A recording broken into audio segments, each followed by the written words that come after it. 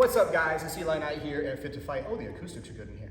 I'm here with Ed from Metrolina Martial Arts, and we just got done training. If we look a little sweaty, we're talking about some different concepts. This is a video I've been wanting to do for a little while, but I want to make sure that I had the kind of a good flow down to it. And it's about the arm crunch. I would probably refer to this as Ude Gatame, or maybe sometimes Hiza Gatame, depending on the angle and everything. But anyway, it doesn't matter what the Japanese name is. It's the arm crunch. I have a lot of success with it from the guard, and I've seen it very successfully played by some really high-level competitors. And so I want to kind of break down some fundamentals of it, because there's ways that can go like really wrong if you're not kind of on point with your technique. First of all, the basic structure of the arm lock, the way that we're going to be approaching it today. If I have Ed's arm here like this, now his arm doesn't quite extend 100% of the way, but we're going to make do with it here because it's got this nice logo on it. So what I'm looking for is I'm trying to get his wrist between my ear and my shoulder. So I want that pinch, because I want to think about this. There's 3 points of articulation in the arm, and if I want to attack the elbow, which is going to be the case that we're going to be focused on for this particular arm lock, I want to really try to isolate the ranges of motion as best I can. So I'm going to pinch his wrist between my ear and shoulder. What I'm looking for is I'm going to get the just above the tip of his elbow and the bend of my elbow, like this. So I'm coming over the top, and I'm going to clasp my wrists, not just hands, but wrists together, and I want to hug down, and that's basically how we're going to do it. Now, everything else is the position of how it's going to work. So those are the basic breaking mechanics. I'm trying to isolate the mobility of the wrist, attack the elbow, and isolate the shoulder, which is going to be the job of the position.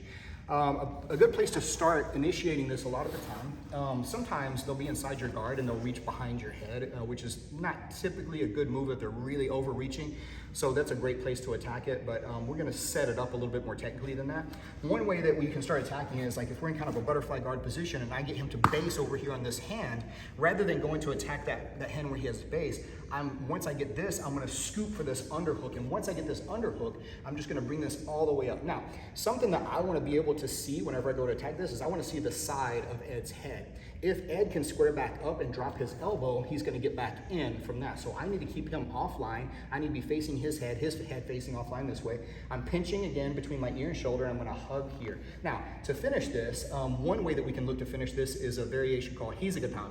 And so whenever I step on his hip here, and I'm gonna stretch him out this way, and I'm gonna bring my knee over the top, and I'm gonna pinch my knees through his chest and shoulder like this. So this is taking out some of the range of motion of his shoulder. I'm gonna hug, and I'm gonna try to pull his elbow well to my chest, and I'm gonna do a crunch like a sit up here like this. So that's attacking down here like this. So this would be Hiza Gatame, Hiza being the knee. I think that's what that means in Japanese.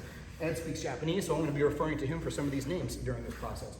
Now, here's where things get interesting.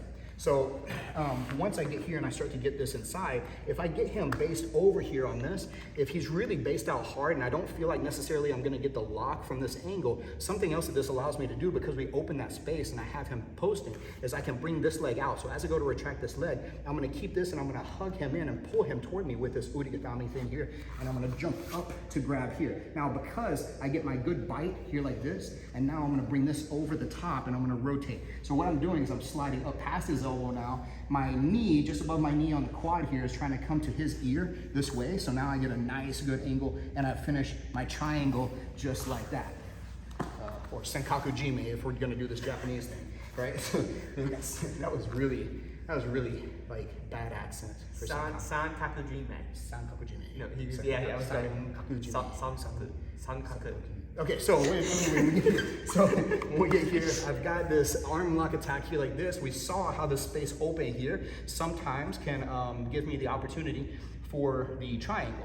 Now, sometimes though, he'll try to drive back into me so that he can get his arm free. As he goes to do this, I'm gonna keep on progressing this angle that he's creating by driving back into me, and I'm gonna use my butterfly hook on this side as we go back to the sweep onto this side here. So as we sweep, I come over, and if I play my cards right, then I've still got his elbow, I'm posted on my head, and I've achieved the mount position. And so now we can possibly even finish this from the top, or at very least, we got the sweep off of it, got myself all the way to the mount. So that's gonna be a really useful thing for it too. So a lot of times you'll see people digging for this arm crunch and actually wind up using it for the sweep. So if you watch a lot of Gordon Ryan, for example, and a lot of Marcelo Garcia, they're probably the best masters of this in the whole world. So I recommend watching a lot of their footage of them hitting this live. But essentially, you can go either way with it, because a lot of the time even if I sweep to this direction, this hand won't be sufficient to post out to stop that. And it's not just because it's Ed's hand, but it's like any hand won't be sufficient to stop this right here.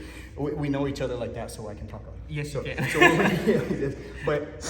In this case here though, what I like is like if he's driving back into me, then from here, I'm gonna go back. I've got both my butterfly hooks. I wanna elevate over and then I get myself to the mount. So now, we looked at essentially 3 options so far. We looked at just the standard application or going back to Hiza Gatame. We looked at him posting and me retracting my legs, shooting up for the triangle. We also looked at this sweep here, this last one, where we sweep him over toward the side that I'm attacking with the arm lock. Now, another really interesting one here is that sometimes he will feel himself be susceptible to either side. So in an effort to stabilize, he'll actually post the leg on the side where I'm attacking. So if we go here, sometimes he'll post this leg, possibly in hopes to drive back and like get his arm away from it like this, right? So whenever he goes to post that leg and I feel like, okay, I'm not gonna sweep him that way, probably don't have the sweep here quite enough, but what I can look to do from here though is I can come down and grab that leg that he posted and I can pull myself underneath and now I've got my leg entry. So once I pull myself into place here, I think one of the best leg entries to go for off of this is I'm gonna take my bottom leg, I'm gonna extend it and flex my toes behind his far hamstring to open the space. I wanna shoot through this direction here, and I'm gonna keep his heel exposed by keeping his toes in my armpit. And then here, I can look to go to maybe figure 4. What I think is a little bit better, because it drives his knee all the way to the floor, is to try to flex my leg underneath and hook both feet behind his far hamstring like this. Now I just bring the snuff box up and I have the heel hook exposure. I've got this kind of backside 50-50, and it's a really powerful heel hook. And that was all created from the opportunity of going for that arm lock, that straight arm crunch, right? So we get here like this, I get him to base out, I start to attack for this arm crunch, he posts up on that leg, I let go of the arm crunch here, and then from here I'm gonna pull myself underneath him, I can post here on his ribs too, just to make sure that he doesn't follow me down, and then from here I'm gonna flex 1, gesture 2, and now I've got that heel exposure for the outside heel hook from the backside 50-50 like that. Now, one honorable mention, and this is in a couple other videos of mine, a way to get really familiar and get a little bit better at the just actual mechanics of applying this basic arm crunch is from the top. And a good place is from Kesa Gatame, right? So if we go here to like, since we're doing the Japanese thing, this will be Kazuri Kesa Gatame, right? So standard Kesa Gatame would be here, Kazuri, it's here, so it's like a broken scarf hold. Now, what will happen sometimes from this position is like if his arms are going around behind my back, then this is a good time for me to come here and frame against him to get his head away from me. You can frame with your forearm, or I prefer evangelist control. This is one of my favorite things to do in the world. So the evangelist control, I step over his head, and then look, here is the arm exposed exactly like I need it. Again, I pinch the wrist between my ear and my shoulder. I hug up so that the well of my elbow is going right here above his elbow and the tricep tendon. And then I'm gonna grasp my 2 wrists together and I'm gonna pull my thumb to far shoulder. And then from there, I hug in and crunch. It doesn't take a whole lot, and there's plenty of space to be able to break that into.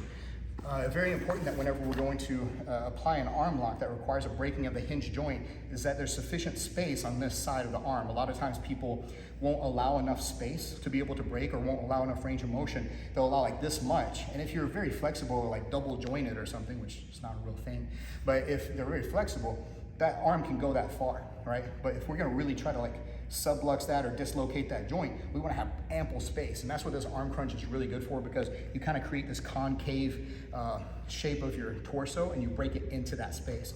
So again, this arm crunch, or this Ude Gatame thing that we're doing, Ude Gatame, would there be a Hashigi in there? You could throw it in there, Yeah, you just throw Hashigi in there. That's how language works. Yeah, right? You just add things. Yeah. So if you want some good Japanese lessons or some good martial arts, go to Ed's page over at Metrolina Martial Arts, all kinds of things. What kind of martial arts you do over there? That's a great question. We do a lot. Kickboxing, Jiu-Jitsu, Muay Thai, if I want to distinguish it, and then Jeet Kune Do. Yeah, okay. All right. Also Kali, sorry. Kali, Filipino martial arts stuff. So all that cool stuff over there. And just stay on my page if you want Jiu-Jitsu stuff. Yeah, so for sure.